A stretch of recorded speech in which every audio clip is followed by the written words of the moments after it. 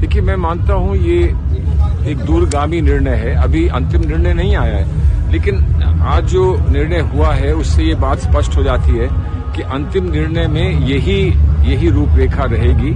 Supreme court ने ये कहा कि हमको इस बात की चिंता है कि 7 दिन दिए गए हैं लोगों को अपना घर छोड़ने के लिए, जबकि वो 50-50, 60-60 साल से वहां रह रहे हैं। और फिर हाईकोर्ट ने ये कहा था कि ये नजूल धरती नहीं है, तो सरकार ने जिसको लीज भी दी है और जिसको वो अब फ्री होल्ड में बदलना चाहते हैं, वो लीज देने का भी अधिकार उनको नहीं था। ये सुप्रीम कोर्ट ने कहा कि ये देखकर तो हमको कुछ समझ में नहीं आ रहा, ये ऐसे कैसे हो सकता है। रेलवे ने हमेशा ये कहा कि हमको 29 यहाँ पर एकड़ हमारी जमीन बनती है और उस जमीन से किसी को, उस धरती से किसी को कोई शिकायत नहीं है, वो छोड़ने के लिए तैयार है। वहां पर कोई अवैध कोई कब्जा है नहीं। लेकिन आज अब रेलवे ये कहती है हाईकोर्ट के सामने कि हमको अनकरीब 80 एकड़ जमीन हमारी है, वो हमें चाहिए।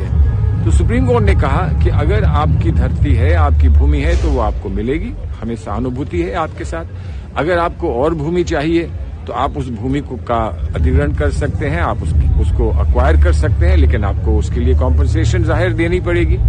मेन बात यह है कि सरकार को, उत्तराखंड की सरकार को कोई ना कोई रास्ता निकालना पड़ेगा कि कोई अवैध भी रहा है 50 साल तो उसको कहीं ना कहीं और स्थापित करने का कोई ना कोई तो आपको प्लान बनाना पड़ेगा। क्योंकि लोग जो रहते हैं उनको एक दिन आप सिर्फ ये नहीं कह सकते कि 7 दिन में आप अपना घर खाली कर दीजिए।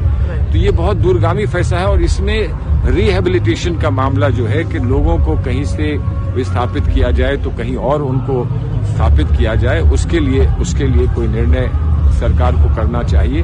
दिल्ली में इस किस्म की स्कीम्स हैं तो और जगह ऐसी स्कीम्स क्यों नहीं है, और अगर हैं तो उन्हें लागू क्यों नहीं किया सुप्रीम कोर्ट ने।